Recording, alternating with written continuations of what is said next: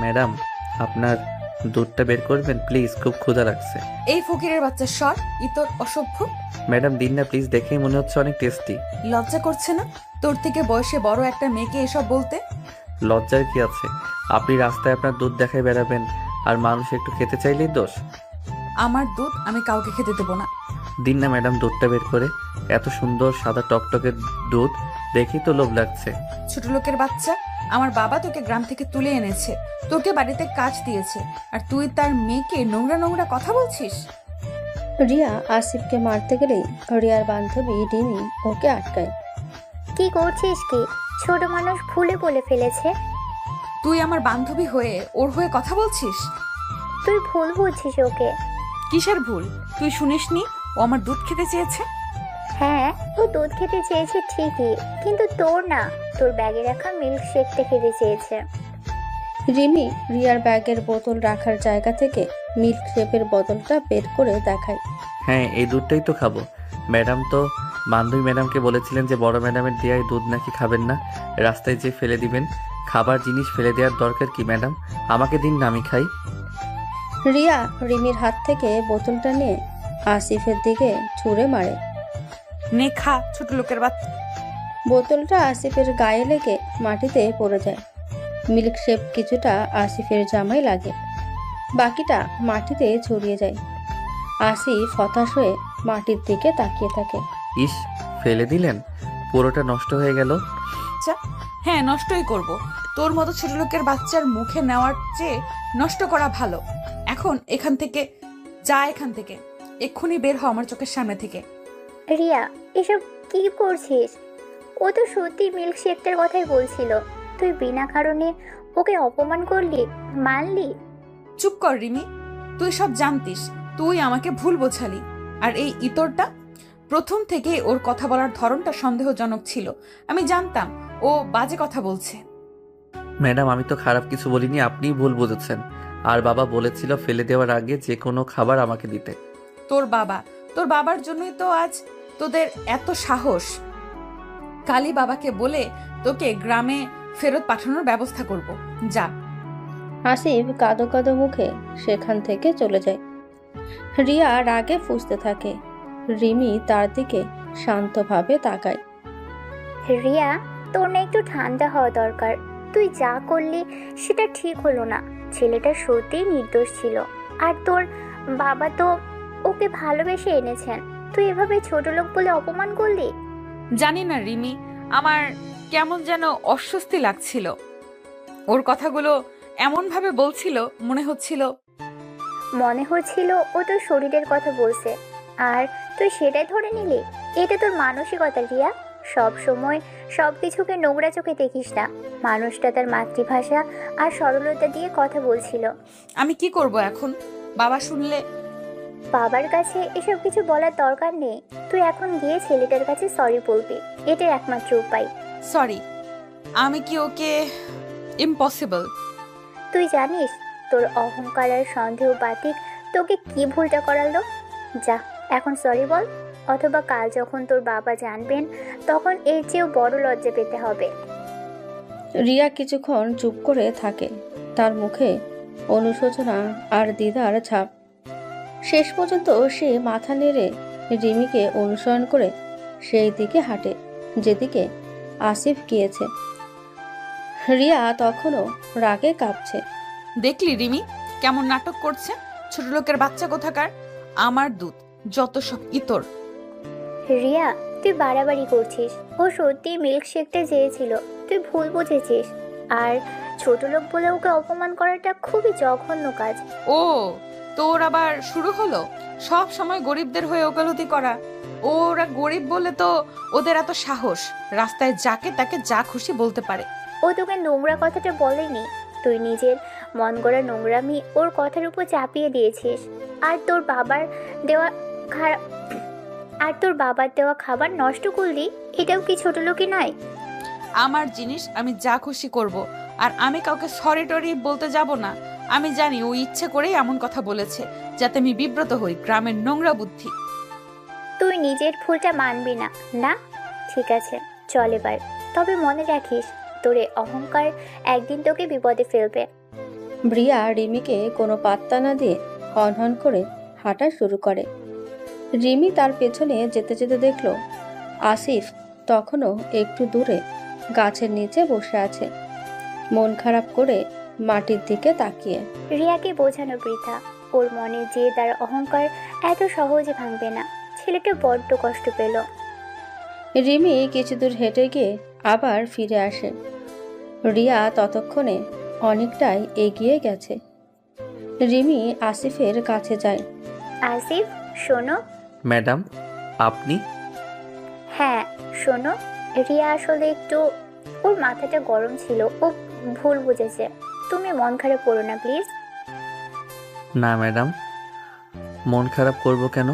আমি তো গরিব, আমাদের তো মান সম্মান থাকে না। আপনারা যা বলবেন তাতেই খুশি থাকতে হয়। এমন কথা বলো না, সবাই সমান। আর তুমি কোনো ভুল করোনি। রিমি ব্যাগ থেকে একটা চকলেট বের করে আসিফের হাতে দেয়। নাও এটা খাও, আর তোমার জামাটা এখানে জল আছে, মুছে নাও। আসিফ কৃতজ্ঞতা ভরে চকলেটটা নেয় এবং রিমিকে দেখে মুগ্ধ হয়। আপনি খুব ভালো ম্যাডাম। আপনি রিয়া ম্যাডামের মতো নন। রিয়াও ভালো, ও ভিতরে অনেক রাগ আর জেদ জমে আছে, তাই হয়তো এমন করে। তুমি ওর কথাগুলো মনে রেখো না কেমন? আর হ্যাঁ, রিয়া কাল হয়তো ওর বাবাকে বলতে পারে, যদি জিজ্ঞেস করে তুমি কিন্তু বলবে যে তুমি মিল্কশেকটাই চেয়েছিলে। ঠিক আছে ম্যাডাম। রিমি তাকে সান্ত্বনা দিয়ে রিয়াকে অনুসরণ করে। রিয়া তখনও রাগে ফুঁসছে এবং রিমিকে দেখে বিরক্তি প্রকাশ করে। কোথায় ছিলি তুই এতক্ষণ? চল তাড়াতাড়ি, দেরি হয়ে যাচ্ছে। চল। রিয়া তখনও তার জেদে অটল, আর আসিফ তার সরলতা এবং অপমান নিয়ে একা বসে।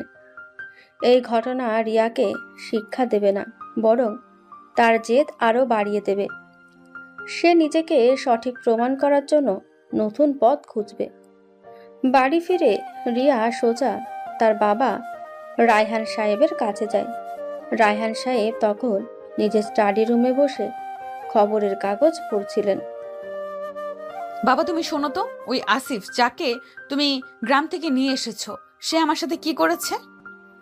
চশমার ফাঁক দিয়ে তাকান। কি হয়েছে মা? শান্ত হয়ে বলো। ও আজ আমাকে একটু ইতস্তত করে আসল কথাটা এড়িয়ে গিয়ে। ও আমাকে এমন কিছু কথা বলেছে বাবা, খুব নোংরা কথা। আমার মাথা খারাপ হয়ে যাচ্ছে।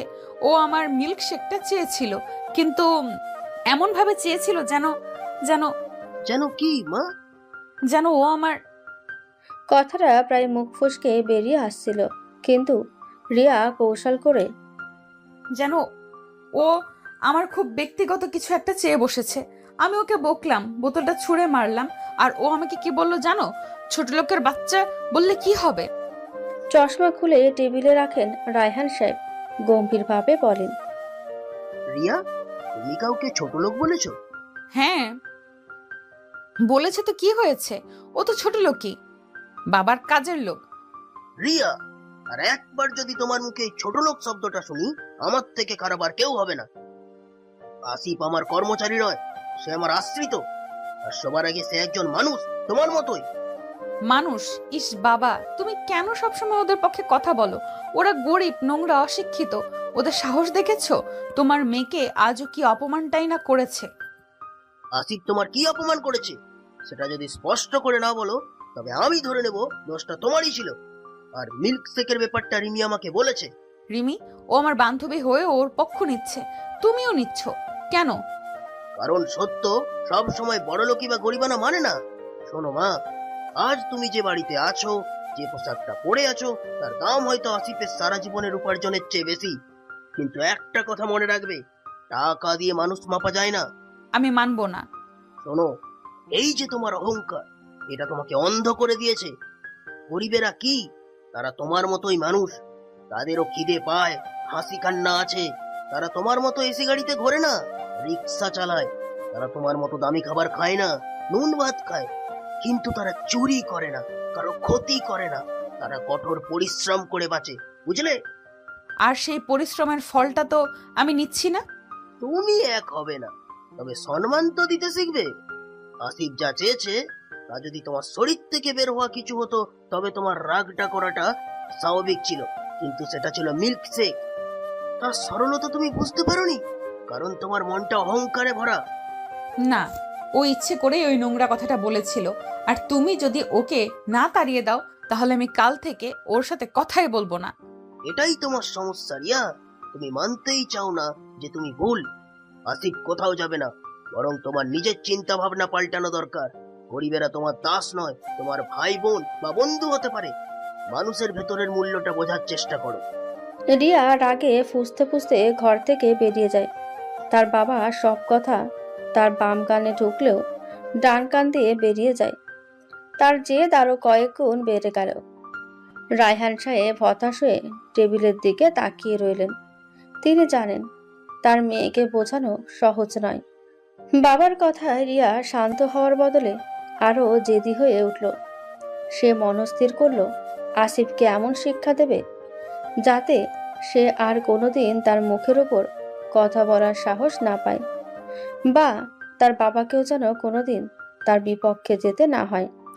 পরের দিন সকালে রিয়া তার মাকে না জানিয়ে আসিফের জামা কাপড়ের ট্রাঙ্কের কাছে গেল। আসিফ তখন বাগানে কাজ করছিল। রিয়া চটজলদি তার ট্রাঙ্কের ভেতরে থাকা নতুন দুটি শার্ট এবং একমাত্র ভালো প্যান্টটি বের করে নিল।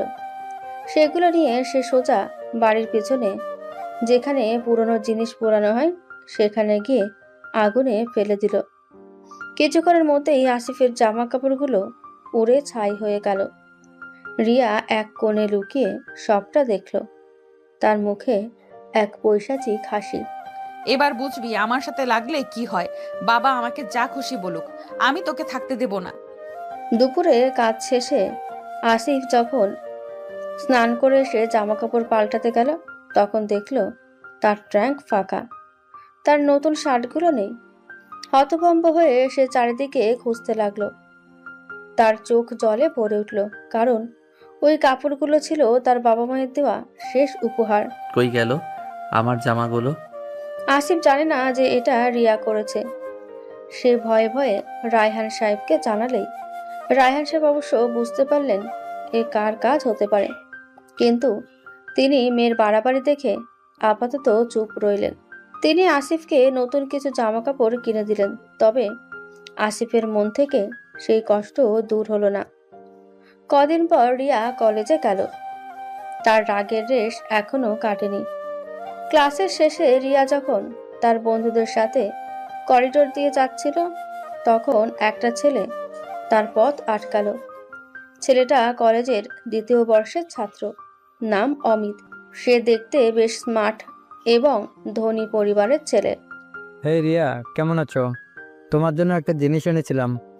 অমিত একটা দামি চকলেটের বাক্স রিয়ার দিকে বাড়িয়ে দিল। তুমি কে আর আমাকে এসব দিচ্ছ কেন? আমি অমিত, তোমার সিনিয়র। তোমাকে দেখে আমার প্রথম দিনেই দারুণ লেগেছে। তুমি তো কলেজের রানী, তাই ভাবলাম রানীর জন্য তো রাজুকেও উপহার চাই। রিয়া, ও অমিত, শুনেছি খুব বাজে ছেলে, সবার সাথে ফ্লার্ট করে। অমিতের দিকে অহংকারী দৃষ্টিতে তাকিয়ে।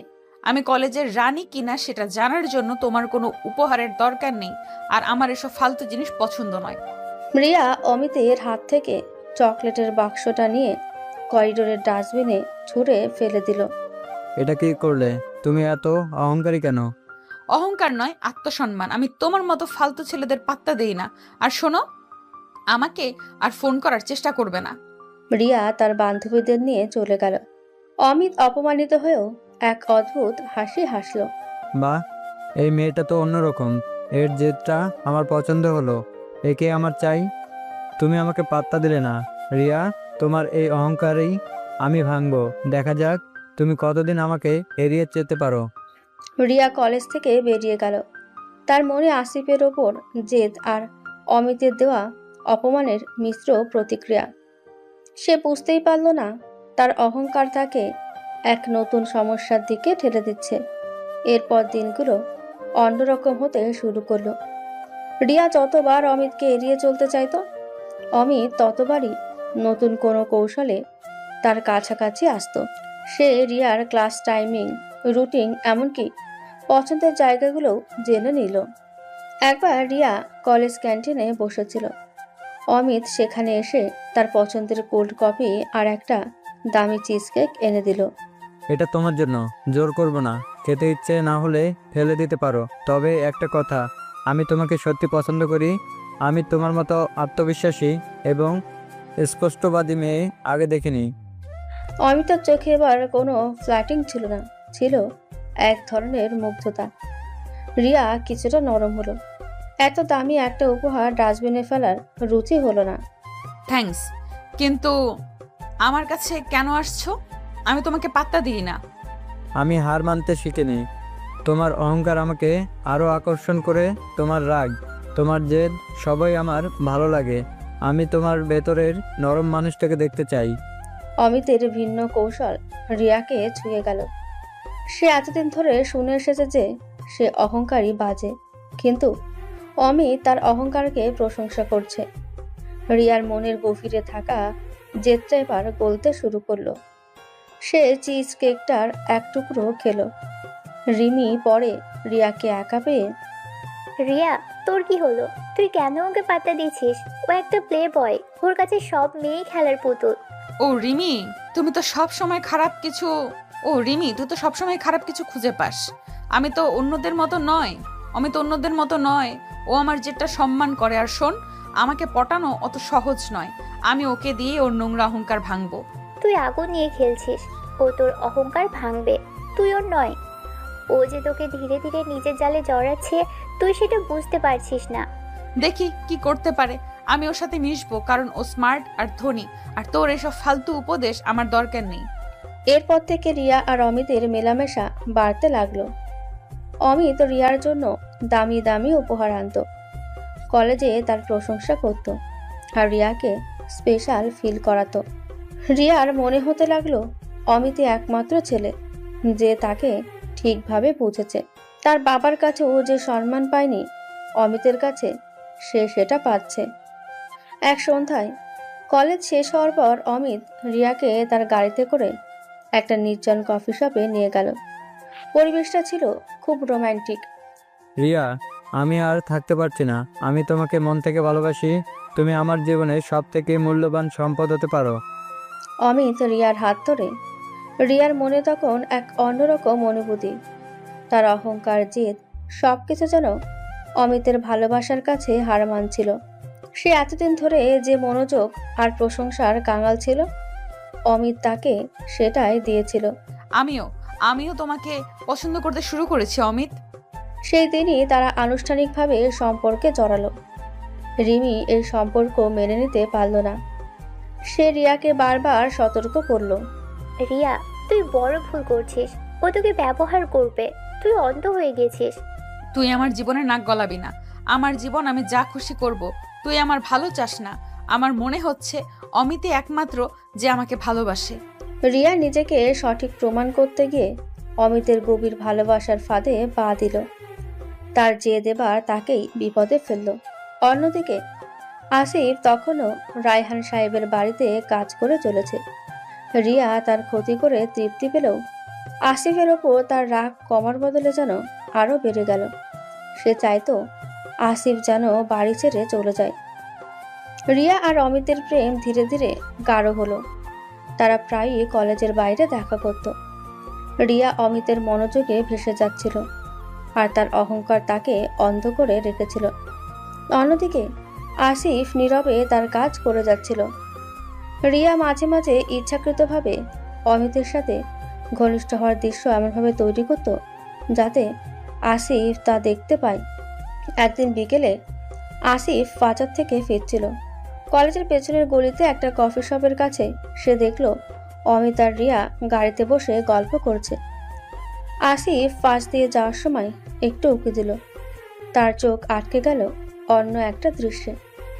অমিতের গাড়ি থেকে একটু দূরেই একটা মোটরসাইকেলে বসেছিল একটা মেয়ে। আসিফ লক্ষ্য করলো অমিত রিয়ার কাছ থেকে বিদায় নিয়ে গাড়ির পেছনের লুকিং গ্লাসে রিয়াকে দেখছিল, আর রিয়া তার চলে যাওয়া দেখছে। রিয়া একটু দূরে যেতেই অমিত দ্রুত গতিতে মোটরসাইকেলে বসা মেয়েটির কাছে গেল। আসিফ দেখল অমিত খুব অস্বাভাবিকভাবে বিশ্রী নজরে মেয়েটির হাত ধরল, হাসি ঠাট্টা করলো এবং মেয়েটিকে জড়িয়ে ধরে বিদায় নিল। মেয়েটির মুখেও হাসির ঝলক আসি স্পষ্ট বুঝতে পারল। অমিত শুধু রিয়ার সাথেই নয়, অন্য মেয়ের সাথেও সম্পর্ক রাখছে। এ কি, রিয়া ম্যাডামের সাথে প্রেম করছে, আবার অন্য মেয়ে? এই ছেলেটা তো ভালো নয়। রিয়া ম্যাডামকে তো জানিয়ে দিতে হবে। আসিফ দ্রুত সাইকেল ঘুরিয়ে অমিতের পিছু নিল। অমিত যখন একা একটা নির্জন পার্কিং লটে তার গাড়ি রাখছিল, তখন আসিফ তার সামনে গিয়ে দাঁড়ালো। এই শুনুন, আপনি রিয়া ম্যাডামের সাথে কি করছেন? কে রে তুই? এই ছোট লোক সর। আমি রায়হান সাহেবের বাড়িতে কাজ করি। আপনি রিয়া ম্যাডামকে ঠকাচ্ছেন। আমি দেখলাম আপনি অন্য মেয়ের সাথেও। ও বুঝেছি, তুই তো সেই ঘরের চাকর। শোন রিয়া, আমার গার্লফ্রেন্ড, আর আমি কার সাথে মিশবো না মিশবো সেটা আমার ব্যাপার। তুই কি আমাকে বলার? আমি রিয়া ম্যাডামকে সব বলে দেব। আপনি ভালো লোক নন। আসিফের কথায় অমিতের চোখ জ্বলে উঠল। সে বুঝতে পারল এই গরিব ছেলেটা তার প্ল্যানে বাধা দিতে পারে। আসিফের কাঁধে হাত রেখে ফিসফিস করে, দেখ, তুই যদি রিয়াকে কিছু বলতে যাস তাহলে তোর কি হবে তা তুই নিজেও জানিস না। আমি তোকে এমন ফাঁসাবো যে তোর বাবা তোকে রাস্তা থেকে তুলে এনেও বাঁচাতে পারবে না। আসিফ ভয় পেল, কিন্তু তবুও পিছু হটতে চাইল না। আমি ভয় পাই না। আমি রিয়া ম্যাডামকে সত্যিটা বলবই। অমিত মুহূর্তের মধ্যেই একটা পরিকল্পনা এঁটে ফেলল। সে জানে রিয়া কতটা অহংকারী আর জেদি, আর রিয়া তার কথা সহজে বিশ্বাস করবে না এবং আসিফকে মিথ্যাবাদী প্রমাণ করা সহজ হবে। পরের দিন অমিত রিয়াকে নিয়ে একটা রেস্টুরেন্টে গেল, দুঃখী হওয়ার ভান করে। রিয়া, আমার খুব খারাপ লাগছে। কাল তোমার বাড়ির ওই আসিফ নামের ছেলেটা, কি করেছে ও? আবার কোনো নোংরামি? ও কাল আমাকে হুমকি দিয়েছিল, বলেছিল আমি নাকি তোমার যোগ্য নই, আর তোমার বাবা নাকি আমাদের সম্পর্কের কথা জানতে পারলে আমাকে বাড়ি থেকে বের করে দিবে। ও আরও বলল যে তুমি নাকি ওকে পছন্দ করো, আর আমাদের সম্পর্কটাও ও মেনে নিতে পারছে না। রিয়া হতবাক, তারপর রাগে ফুঁসতে থাকে। কি এত বড় সাহস! আমার নামে এসব মিথ্যে কথা! আমার সাথে আমার বাবার কাছেও আমার নামে বদনাম করার হুমকি দিয়েছে। হ্যাঁ রিয়া, আমি বুঝতে পারছি না ও কেন এমন করছে। আমার মনে হয় ও তোমার বাবার কাছে আমার ইমেজ খারাপ করতে চাইছে, যাতে তুমি আর আমি আলাদা হয়ে যাই। তোমার বাবা তো ওকে খুব বিশ্বাস করেন। রিয়া অমিতের কথাগুলো অন্ধের মতো বিশ্বাস করলো। তার পুরনো রাগ আর নতুন প্রেম তাকে বাস্তব থেকে দূরে সরিয়ে দিল। রিয়া মনে করলো আসিফ ইচ্ছে করে তার সুখ সহ্য করতে পারছে না। জেদের সাথে রিয়া বলল, তুমি ভেবো না অমিত, আমি ওকে দেখে নেব। ও আমাকে আর তোমাকে আলাদা করতে পারবে না। আমি এক্ষুনি বাবার কাছে যাব আর ওকে বাড়ি থেকে দূর করার ব্যবস্থা করব। রিয়া রেস্টুরেন্ট থেকে বেরিয়ে সোজা বাড়ি ছুটল। আসিফ তখন একটা ফুলের টবে জল দিচ্ছিল। রিয়া তীব্র আক্রোশে তার দিকে এগিয়ে গেল। এই শোন, তোর এত সাহস! আমার আর অমিতের নামে বাবার কাছে মিথ্যা নালিশ করার হুমকি দিচ্ছিস, আর আমার নামে বলছিস যে আমি নাকি তোকে পছন্দ করি। তুই নিজেকে কি ভাবিস? ম্যাডাম, আমি তো শুধু অমিত সাহেবকে বলছিলাম যে সে। চুপ কর! তোর মতো গরিবের বাচ্চা কোনো দিন আমার চোখেও পড়বে না।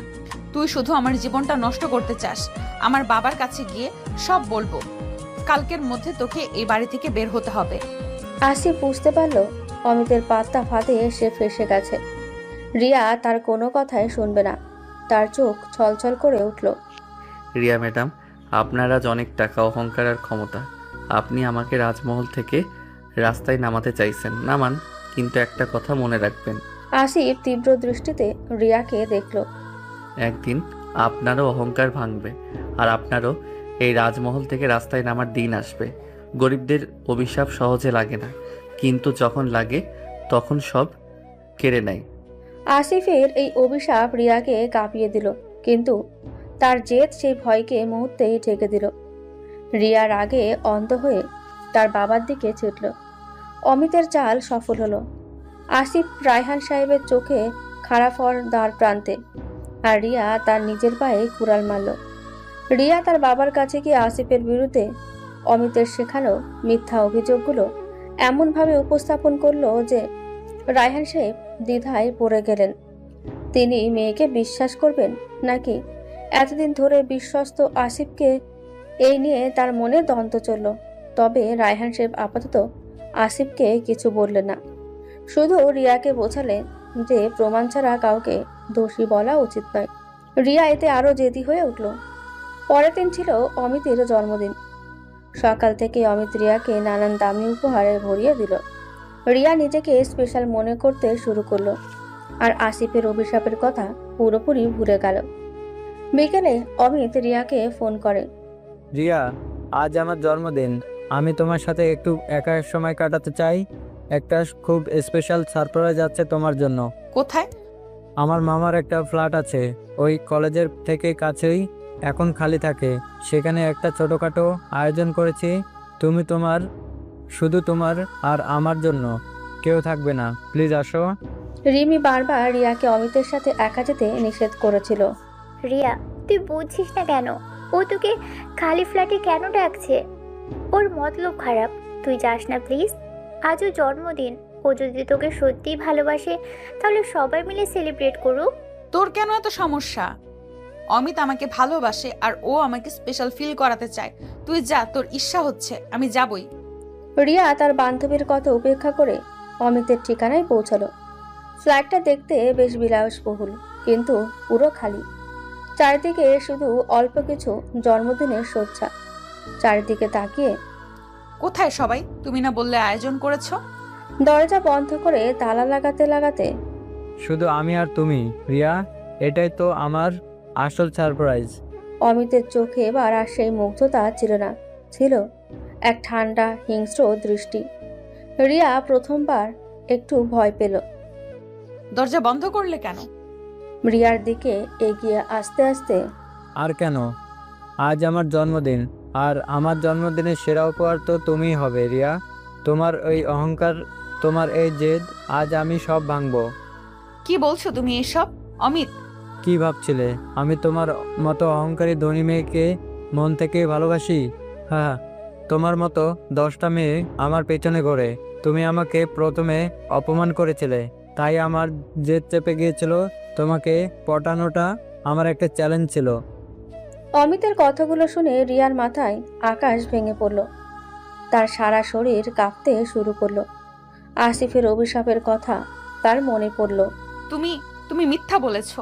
অবশ্যই, তোমার মতো ইগোভর্তি মেয়েদের পটাতে গেলে একটু অভিনয় তো করতেই হয়।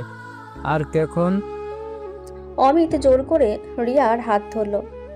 এখন আমার খেলার পালা। আজ তোমার অহংকারটা আমি পায়ে মিশে দেব।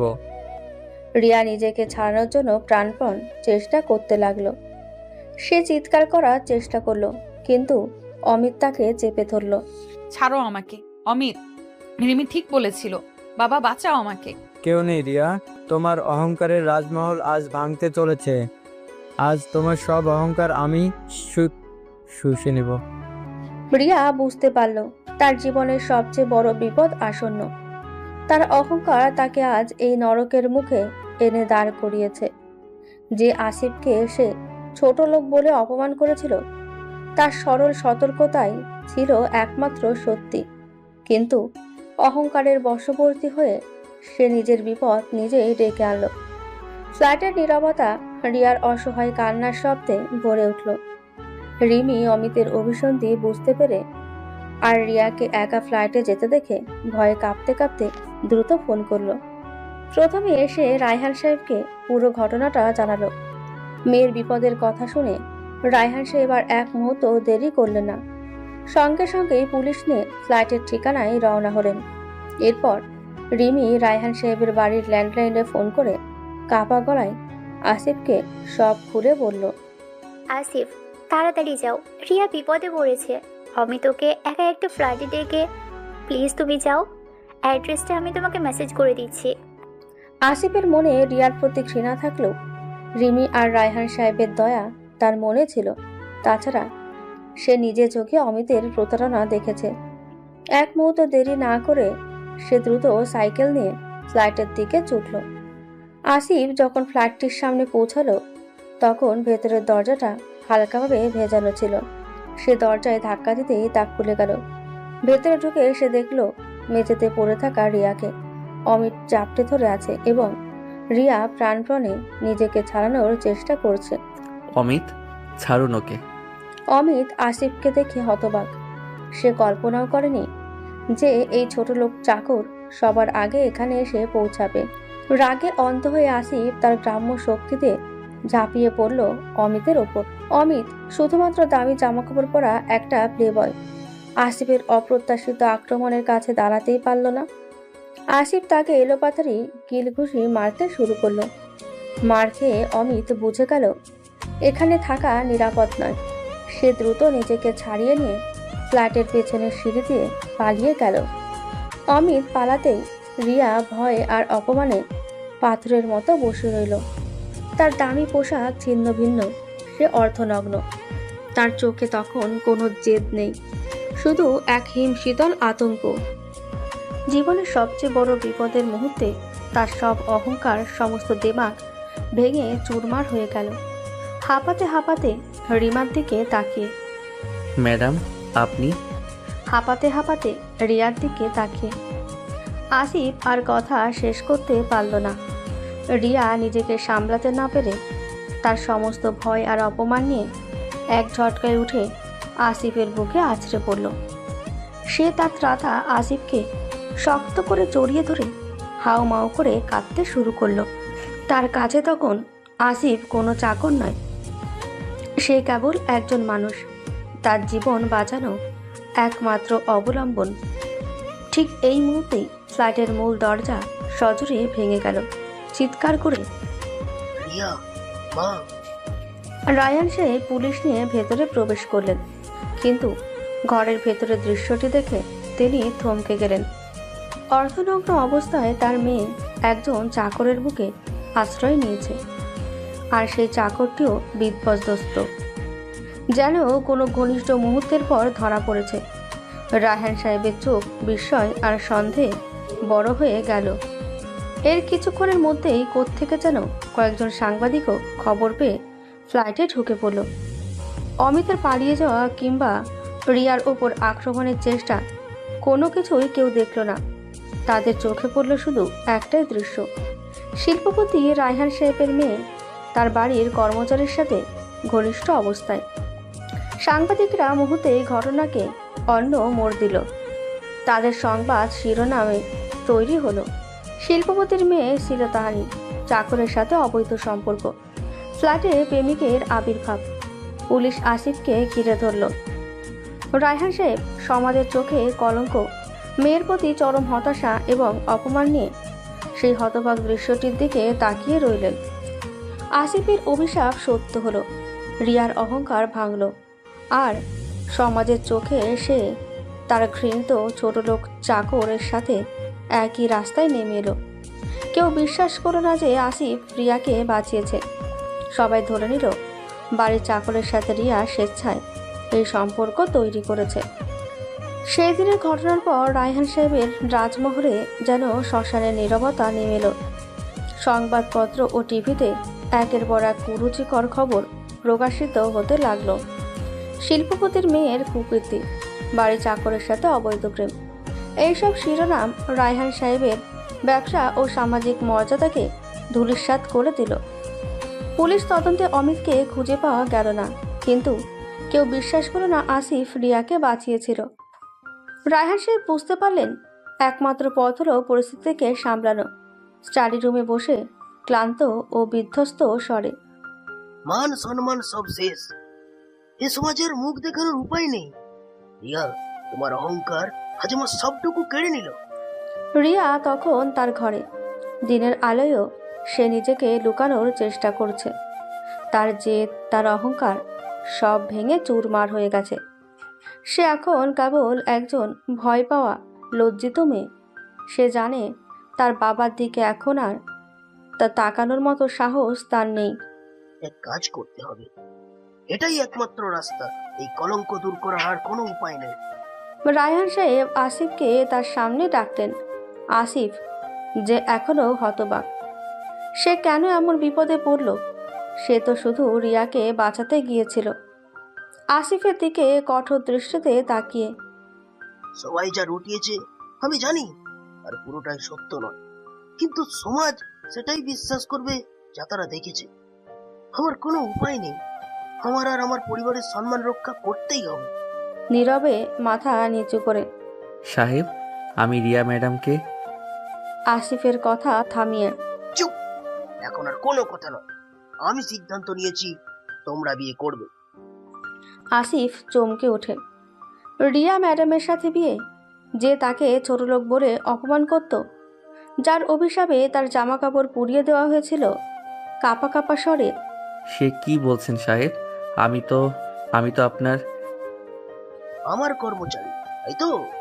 কিন্তু এখন তুমি আমার জামাই হবে। অন্তত সমাজের কাছে এটাই প্রমাণ হবে যে আমার মেয়ে কোনো অবৈধ সম্পর্ক রাখেনি।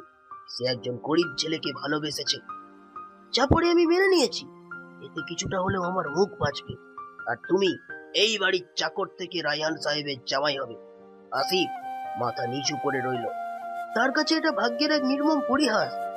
এদিকে বিশাল সম্পত্তির হাতছানি, অন্যদিকে রিয়ার ঘৃণা আর এই সমাজের চাপ। সে জানে এই বিয়ে তাকে সম্মান দেবে না, বরং আরো বড় এক বন্দি দশা এনে দেবে। সে নিজেকেই অভিশাপের শিকার মনে করে, যে অভিশাপ সে রিয়াকে দিয়েছিল। এরপর রায়হান সাহেব রিয়াকে ডেকে আনলেন এক রাশ ঘৃণা নিয়ে। রিয়া, তোমার অহংকার তোমাকে এই অবস্থায় এনে দিয়েছে। এখন এর ফল ভোগ করো। কালকেই আমি তোমাদের বিয়ের ব্যবস্থা করছি। বাবা, আমি তোমার কোনো কথা আমি শুনতে চাই না। তুমি তোমার অহংকারের জন্য একজন ইতরকে বিয়ে করবে। এই তোমার শাস্তি। তোমার রাজকীয় জীবন আজ শেষ। রিয়া কোনো প্রতিবাদ করল না। তার সমস্ত দেমাগ ভেঙে গেছে।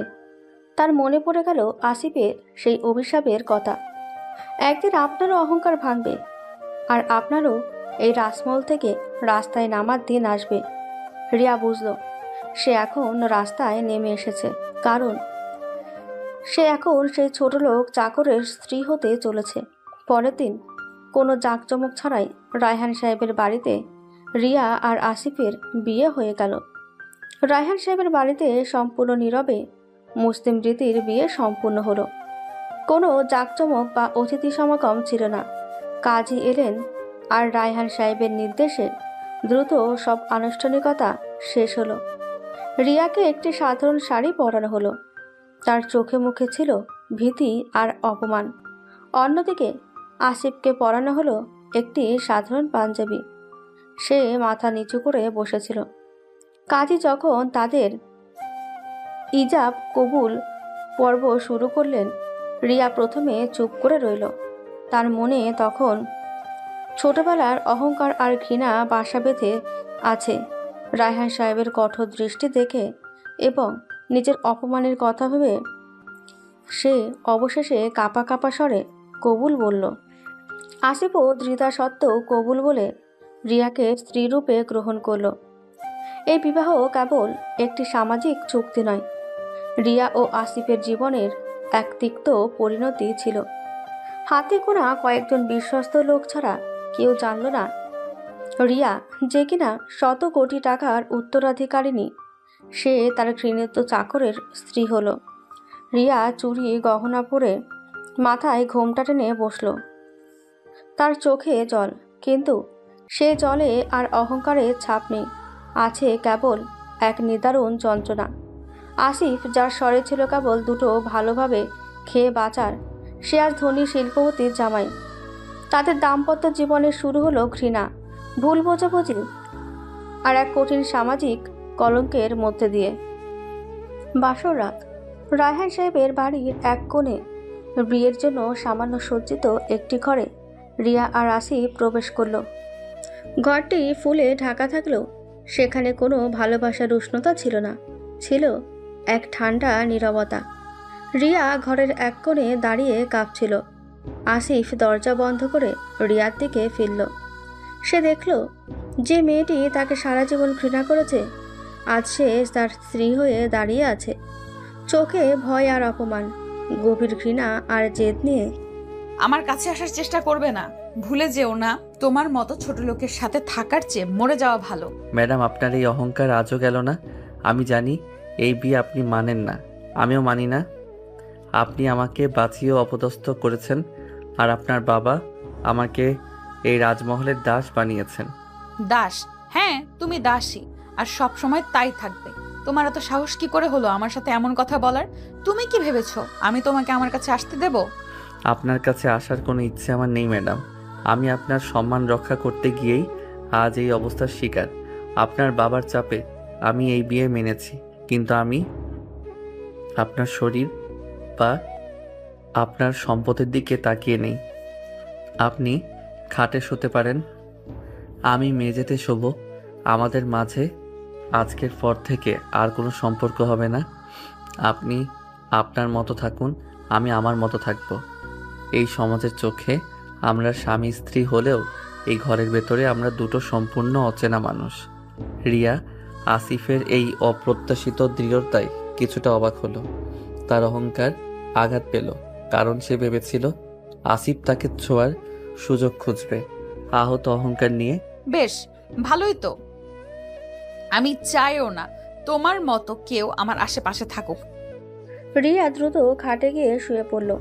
নিজেকে চাদর দিয়ে পুরোপুরি ঢেকে নিল। সে কেঁপে উঠল, যদিও তার মনে সামান্য স্বস্তি এলো। আসিফ নিঃশব্দে মেঝেতে একটি পুরনো চাদর বিছিয়ে শুয়ে পড়ল। তাদের মাঝখানে রইল শুধু শূন্যতা, ঘৃণা আর তাদের ভিন্ন জীবনযাত্রার ব্যবধান। বাইরের দুনিয়ার কাছে তারা স্বামী স্ত্রী, কিন্তু সে বাসর রাত তাদের সম্পর্ককে আরও বেশি বিচ্ছিন্ন করে দিল। পরের দিন সকালে রায়হান সাহেব রিয়া ও আসিফকে তার স্টাডি রুমে ডাকলেন। দুজনেই ক্লান্ত আর বিধ্বস্ত। রিয়া তখনও তার রাতের অপমানের রেশ কাটিয়ে উঠতে পারেনি, আর আসিফের চোখে ছিল অজানা ভবিষ্যতের অনিশ্চয়তা। কোনো ভূমিকা না করে সরাসরি বলেন, শোনো, আমি তোমাদের ডেকেছি একটা চূড়ান্ত সিদ্ধান্তের জন্য। এই শহরে থাকা আর সম্ভব নয়। আমার ব্যবসা, আমার সামাজিক সম্মান সব এখন এই কলঙ্কের নিচে চাপা পড়ে গেছে। কিন্তু বাবা, রিয়াকে থামিয়ে দিয়ে, চুপ! এই সব তোমার জেদ আর অহংকারের ফল। এখন তার মূল্য তোমাকেই দিতে হবে। আমি তোমাদের দুজনকে এই শহর থেকে দূরে পাঠাতে চাই। কোথায় সাহেব? তোমাদের গ্রাম। আসিফ, তুমি তোমার স্ত্রীকে নিয়ে গ্রামে চলে যাবে। এই কথা শুনে রিয়া আর আসিফ দুজনেই চমকে উঠল। রিয়া, যে সারা জীবন বিলাসবহুল জীবনযাপন করেছে, সে যাবে গ্রামে? আর আসিফ, যে এই শহরকে আলোর ঝলকানি দেখেছিল, সে আবার ফিরবে অন্ধকারে? না বাবা, আমি গ্রামে যাব না। ওখানে কোনো সুযোগ সুবিধা নেই। আমি তোমার মেয়ে। এখন তুমি আসিফের স্ত্রী, আর তোমার স্বামীর ঘর সেখানে। তুমি ভাবছো আমি তোমাকে আমার চোখে দেখবো? আমার বাড়িতে থাকা মানে প্রতিদিন এই কলঙ্কে নতুন করে জিয়ে তোলা। তোমরা এখন গ্রামেই থাকবে। আমি তোমাদের জন্য সেখানে একটা ছোটখাটো থাকার ব্যবস্থা করে দেব, আর তোমার গচ্ছাদানের জন্য সামান্য একটা চাষের জমি দেব। সাহেব, আপনি যা ভালো মনে করেন। আসিফ, আমি তোমাকে বিশ্বাস করি। তুমি সরল ছেলে। আমার মেয়ে ভুল পথে গিয়েছিল, তুমি তাকে রক্ষা করতে গিয়ে এই জালের শিকার হয়েছ। এখন আমার মেয়েকে সঠিক পথে আনা তোমার দায়িত্ব। আমি আশা করি তুমি রিয়াকে বোঝাবে। বাবা, এটা কি ধরনের শাস্তি দিচ্ছ আমাকে? আমি থাকতে পারবো না ওখানে। আমি তো তোমার মেয়ে। তুমি আমার মেয়ে বলেই তো তোমাকে এই শাস্তি দিচ্ছি। যাও, সেখানে গিয়ে মানুষের জীবন কেমন হয় সেটা বোঝো। টাকা আর অহংকার দিয়ে সব কেনা যায় না। যতক্ষণ না তুমি তোমার এই অহংকার ভাঙবে, ততক্ষণ তোমরা শহরে ফিরতে পারবে না। তোমাদের খরচ আমি প্রতি মাসে পাঠিয়ে দেব, কিন্তু এর বেশি কিছু নয়। রায়হান সাহেব তার সিদ্ধান্ত জানিয়ে দিলেন। রিয়া তার বাবার পায়ে লুটিয়ে পড়ে অনেক অনুরোধ করল, কিন্তু রায়হান সাহেব অবিচল রইলেন। রিয়া যে অন্যকে ছোট লোক বলে ঘৃণা করত, আজ সে নিজে সেই ছোট লোকের সাথে তার ঘৃণিত গ্রামে যেতে বাধ্য হলো। তার রাজত্ব শেষ হলো, শুরু হলো কঠিন এক নতুন জীবন। রায়হান সাহেবের সিদ্ধান্তের পর রিয়া আর আসিফের হাতে সময় ছিল না। কোনো বড় আয়োজন বা প্রস্তুতি ছাড়াই রিয়াকে প্রায় এক কাপড়ে সে গ্রামমুখী হতে হলো, যেখানে সে একদিন আসিফকে ছোট লোক বলে ঘৃণা করত। রায়হান সাহেব শুধুমাত্র তাদের যাতায়াতের জন্য কিছু টাকা দিলেন, যা দিয়ে বিলাসবহুল কোনো ব্যবস্থা করা সম্ভব ছিল না। পরের দিন সকালে রিয়া তার দামি লাগেজগুলো ফেলে শুধু একটা ছোট ব্যাগ হাতে নিয়ে আসিফের সাথে বের হলো। তাদের যাত্রা শুরু হলো লোকাল বাসে। রিয়া কোনোদিন লোকাল বাসে চড়েনি। বাসের ভেতরে তীব্র গরম, অসহ্য ভিড়, আর পাশে থাকা যাত্রীদের গায়ের ঘামের উৎকট গন্ধে রিয়া বারবার বমি করার উপক্রম হলো। বিরক্তিতে মুখ বিকৃত করে উফ, কি অসহ্য, কি নোংরা এই জায়গাটা। তুমি কেন একটা ট্যাক্সি বা ভালো গাড়ির ব্যবস্থা করলে না? ম্যাডাম, বাবা যে টাকা দিয়েছেন তাতে এর চেয়ে ভালো কিছু সম্ভব নয়। এইভাবেই গ্রামের মানুষ যাতায়াত করে। আর আপনি তো এক কাপড় এসেছেন, আপনার ব্যাগও ছোট। আমরা তো ভাগ্যক্রমে বসতে পেরেছি। তোমার মতো ছোট লোককে বিয়ে করার ফল আমার জীবনটা নরক হয়ে গেল। এরপর বাস থেকে নেমে তাদের পৌঁছতে হলো এক লোকাল ট্রাকে। পণ্য বোঝায় সেই ট্রাকে কোনো বসার জায়গা ছিল না। রিয়াকে দাঁড়িয়ে থাকতে হলো। তার ট্রাকের ঝাঁকুনিতে তার শরীর প্রায় ভেঙে পড়ার জোগাড় হলো। রাস্তার ধুলো আর কাদা এসে তার মুখে মাথায় পড়ল। রিয়াকে দেখে মনে হচ্ছিল সে যেন কোনো রাজকুমারী থেকে হঠাৎ পথের ভিখারিনীতে পরিণত হয়েছে। কান্না ভেজা কণ্ঠে আমি আর পারছি না, আমার শ্বাস বন্ধ হয়ে আসছে। তুমি কি ইচ্ছে করে আমাকে কষ্ট দিচ্ছ? ম্যাডাম, আপনাকে কেউ কষ্ট দিচ্ছে না, এটা বাস্তব জীবন। আপনার বাবা চেয়েছেন আপনি এই জীবন দেখুন, সহ্য করুন। এটাই আপনার নতুন ঠিকানা। দিনের শেষে যখন তারা গন্তব্যে পৌঁছালো তখন রিয়া ধুলোমাখা, বিধ্বস্ত এবং সম্পূর্ণ ক্লান্ত। তার সমস্ত অহংকার যেন এই যাত্রাপথে ভেঙে চুরমার হয়ে গিয়েছিল। সে দেখল গ্রামটা একেবারেই অনুন্নত, ছোট ছোট মাটির বাড়ি, কাঁচা রাস্তা, আর চারপাশে দারিদ্র্যের ছাপ স্পষ্ট। আসিফের ছোট মাটির দোতলা ঘরের সামনে এসে রিয়া থমকে দাঁড়ালো। এটাই তার নতুন ঠিকানা। রিয়াকে দেখে গ্রামের মানুষজন ফিসফিস করে কথা বলতে শুরু করলো। রিয়া বুঝল তার অতীত তাকে এখানেও শান্তিতে থাকতে দেবে না। তার চোখের কোণে জল জমল, কিন্তু এবার আর অহংকার নয়, সেই জল ছিল কেবলই অসহনীয় কষ্টের। তার বিলাসবহুল জীবন শেষ, শুরু হলো অস্তিত্বের লড়াই। অবশেষে রিয়া আর আসিফ গ্রামে পৌঁছালো। সূর্য তখন পশ্চিম আকাশে হেলে পড়েছে। তাদের বাড়ি পৌঁছানো শেষ অংশটুকু ছিল কাঁচা রাস্তা ধরে পায়ে হেঁটে যাওয়া। রিয়া তখনও তার অভ্যাস ছাড়তে পারেনি। পায়ে পড়েছিল 3 ইঞ্চি উঁচু হিল। ম্যাডাম, আপনার হিলটা খুলে নিন। এই রাস্তা কাঁচা, কালকে রাতের বৃষ্টিতে কাদা জমে আছে, পড়ে যাবেন। তাচ্ছিল্যের হাসি হেসে আমি হিল পরে হাঁটি ছোটবেলা থেকে। তোমার মতো কাঁচা রাস্তায় হাঁটার অভ্যাস নেই বলে যে আমি পড়ে যাব এমনটা ভেবো না। আর শোনো, তুমি আমাকে ম্যাডাম বলবে না, আমার নাম রিয়া। আপনার যা ইচ্ছে, তবে সাবধানে। আসিফ তার ব্যাগ কাঁধে নিয়ে সাবধানে কাদা এড়িয়ে হাঁটতে শুরু করলো। রিয়া নাক কুচকে পা টিপে টিপে তার পিছু নিল। সে ভাবছিল এই কাদা তার দামি হিল নষ্ট করবে, কিন্তু সে আসিফের কাছে হার মানবে না। রিয়া সবে 2-3 পা এগিয়েছে, এমন সময় তার ডান পায়ের হিলটা নরম কাদার ভেতরে গেঁথে গেল। রিয়া সেটা টেনে তুলতে গিয়ে ভারসাম্য হারালো।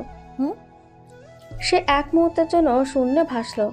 তার বিলাসবহুল জীবন, তার অহংকার, সব যেন সেই মুহূর্তে শূন্যে দুলতে লাগলো। আর পর মুহূর্তেই ধপাস, রিয়া তার সমস্ত গ্ল্যামার আর অহংকার নিয়ে শটান চিত হয়ে পড়ল কাদায়। তার সুন্দর মুখটা, যেটা সবসময় অহংকারে কুঁচকে থাকতো, তাতে পুরো কাদা মাখামাখি। তার শাড়ির আঁচল, যেটা সবে সে টেনে টুনে পড়েছিল, সেটাও কাদায় ভিজে একাকার। রিয়া তখন পুরো কাদামাখা একটি জীবন্ত মূর্তির মতো। ঘুরে দাঁড়িয়ে দৃশ্যটা দেখে প্রথমে একটু থমকে গেল, তারপর মুখ চেপে হাসল। ম্যাডাম, মানে রিয়া, আমি তো বলেইছিলাম।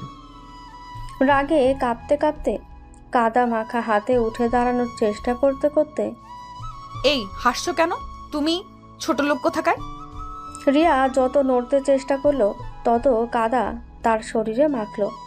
তার অবস্থা দেখে গ্রামের 2-4 জন লোক, যারা দূরে দাঁড়িয়ে ফিসফিস করছিল, তারা আর হাসি চেপে রাখতে পারল না।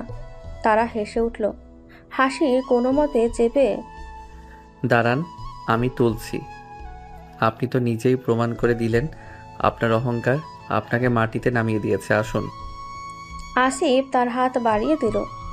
রিয়া প্রথমে তার কাদামাখা হাতে আসিফের হাত ধরতে দ্বিধা বোধ করল, কিন্তু অন্য কোনো উপায় না দেখে সে শেষমেশ আসিফের হাত ধরে কাদা থেকে উঠে দাঁড়ালো। কাদা মাখা মুখ নিয়ে রাগে গড়গড় করতে করতে, এটা তোমার দোষ। তুমি ইচ্ছে করে আমাকে সতর্ক করেছো যাতে আমি পড়ি। আমি তো চেয়েছিলাম আপনি আপনার অহংকার বলে সতর্ক হন, কিন্তু আপনার অহংকারই আপনাকে মাটিতে নামালো। এখন চলুন, এই অবস্থাতেই বাড়ি যেতে হবে। আর আপনার এই ম্যাডামগিরি গ্রাম পর্যন্ত আসেনি।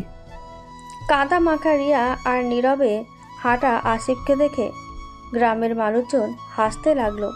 রিয়া বুঝলো তার শাস্তি আরও কঠোর হচ্ছে। তার দামি হিলজোড়া কাদার মধ্যে গেঁথে পড়ে রইল, তার অহংকারের শেষ প্রতীক হিসেবে। কাদার মধ্যে পড়ে যাওয়ার চরম অপমানের পর রিয়া কোনো মতে আসিফের বাড়িতে পৌঁছালো। বাড়ি বলতে মাটির দেওয়াল আর টিনের ছাদের একটি ছোট্ট ঘর। আধুনিক শৌচাগার নেই, এমনকি বিশুদ্ধ পানীয় জলেরও অভাব। প্রথম রাতটা ছিল রিয়ার জন্য বিভীষিকাময়। ঘরে একটা কেরোসিনের বাতি জ্বালিয়ে। এটাই আলো। শহরে তো এসি ছাড়া ঘুমাতেন না, এখানে শুধু একটা হাত পাখা আছে। গরমে রিয়া অস্থির হয়ে উঠল। মশা তার সারা শরীরে কামড়াচ্ছিল। তার দামি মশারি তো নেই, একটি পুরনো নেট দিয়ে কোনো মতে ঢাকা। গরম ও মশার কামড়ে ছটফট করতে করতে, উফ, কি অসহ্য গরম আর মশা। মশা আমাকে ছিঁড়ে খাচ্ছে। তুমি এটা সহ্য করো কি করে? অভ্যাসে। আপনি এক কাজ করুন, গায়ে একটা পাতলা চাদর জড়িয়ে নিন। আর মশা মারার ধোঁয়া তো এখানে সবসময় পাওয়া যায় না। আমি এই নরকে থাকবো না। আমার বাবার বাড়িতে এসি, কয়েল, মশা মারার স্প্রে সব ছিল। রিয়া সারা রাত ছটফট করলো। গরমে ঘামে ভিজে গেল। তার বিলাসবহুল ঘুমের অভ্যাস ভেঙে চুরমার হয়ে গেল। পরের দিন সকালে রিয়ার ঘুম ভাঙল প্রকৃতির ডাকে। সে অস্বস্তি নিয়ে আসিফকে জিজ্ঞেস করলো শৌচাগার কোথায়। আমার বাথরুম যেতে হবে। কোথায় সেটা? একটু দূরে একটা বেড়া দেওয়া জায়গা দেখিয়ে। ওই যে ওদিকে। আমাদের বাড়িতে তো আধুনিক বাথরুম নেই। রিয়া স্তম্ভিত হয়ে দেখল সেটা একটি অপরিষ্কার বেড়া দেওয়া কাঁচা শৌচাগার। সেখানে জল নিতে হয় বালতি করে। এটা কি? এই নোংরা জায়গায় আমি যাব? আমি কোনোদিন এসব শৌচাগার ব্যবহার করিনি। এটা আপনার বাবার টাকা দিয়ে কেনা বিলাসবহুল বাথরুম নয়, গ্রামের এটাই বাস্তবতা। অভ্যেস করতে হবে। রিয়া প্রথমে যেতে অস্বীকার করলো, কিন্তু পেটের তাগিদে তাকে বাধ্য হয়ে সে অপরিষ্কার শৌচাগার ব্যবহার করতে হলো। বের হয়ে সে প্রায় কেঁদে ফেলেছিল অপমানে আর ঘৃণায়। শহরের নামী রেস্তোরাঁর খাবার খাওয়া রিয়াকে এখানে খেতে হলো সাধারণ শাক ভাত। রান্নার জন্য জল আনতে হলো অনেক দূর থেকে। খাবার দেখে, এটা কি? এটা খাওয়া যায়? আমি এ খাবার খাই না। আর জল কোথায়? জলের বোতল কোথায়? জল এই পুকুর থেকে আনতে হয়, ফুটিয়ে পান করতে হয়। বাড়িতে কুয়া আছে, কিন্তু অনেক গভীর। আর খাবার, এটা এখানকার খাবার। খেতে না পারলে না খান। এখানে দামি রেস্টুরেন্টে। রিয়ার ক্ষুধা পেল, কিন্তু সেই খাবার সে মুখে দিতে পারল না। রাতে তার পেটে জ্বালা শুরু হলো। তার সব বিলাসিতা, তার সব অহংকার এখন তার জীবনের সবচেয়ে বড় বাধা হয়ে দাঁড়ায়। সে বুঝতে পারল এই গ্রামে তার ম্যাডামগিরি চলবে না। জীবন এখানে অনেক কঠিন, অনেক কঠোর। গ্রামের রিয়ার জীবন দুর্বিষহ হলেও সে তার অভ্যাস ছাড়তে পারছিল না। খাবার, জল, শৌচাগার সব কিছুতে সে তার বিরক্তি প্রকাশ করত। গ্রামের সরল মানুষগুলোর সাথেও সে খারাপ ব্যবহার শুরু করলো। এক দুপুরে আসিফ যখন তার জন্য সামান্য দোকানটি গোছাতে বাইরে গিয়েছিল, তখন রিয়া তাদের বাড়ির কুয়া থেকে বালতিতে জল তোলার চেষ্টা করছিল। রিয়া তো কোনোদিন এই কাজ করেনি। এ বালতি কুয়ার ভেতরে পড়ে গেল। বিরক্তিতে পা ঠুকতে ঠুকতে, উফ, কোথাকার অপদার্থ কুয়া এটা! এখন আমি কি করব? পাশের বাড়ির একজন বয়স্ক মহিলা, যার নাম শশী মাসি, তিনি রিয়ার চিৎকার শুনে এগিয়ে এলেন। শশী মাসি খুবই দরিদ্র, কিন্তু হৃদয় দিয়ে তিনি গ্রামের ধনী দরিদ্র নির্বিশেষে সকলকেই ভালোবাসেন। কি হয়েছে বৌমা, তোমার আলতি পড়ে গেছে বুঝি? দাঁড়াও, আমি তুলে দিচ্ছি। আপনি কেন? আপনি তো নোংরা, আপনি ধরবেন না। আমি আসিফকে দিয়ে পরে করব। যান এখান থেকে। শশী মাসির চোখে সামান্য জল এলো, তিনি রিয়াকে কিছু বললেন না। তিনি হাসি মুখে তার কোমরে জড়ানো দড়িটা টেনে কুয়ার ভেতরে ফেলে দিলেন আর দক্ষতার সাথে মুহূর্তের মধ্যেই বালতিটা তুলে আনলেন। বালতিটা এগিয়ে দিয়ে, নাও বৌমা, প্রথম প্রথম অসুবিধা হবে, আস্তে আস্তে সব ঠিক হয়ে যাবে। তুমি তো শহরের মেয়ে, তোমার কষ্ট হচ্ছে। তুমি যদি কিছু না পারো আমাকে বলবে, আমি আছি তোমার পাশে। রিয়ার কঠোর ব্যবহার সত্ত্বেও শশী মাসির এই আন্তরিক ব্যবহার রিয়াকে অবাক করল। সে কিছু বলতে পারল না।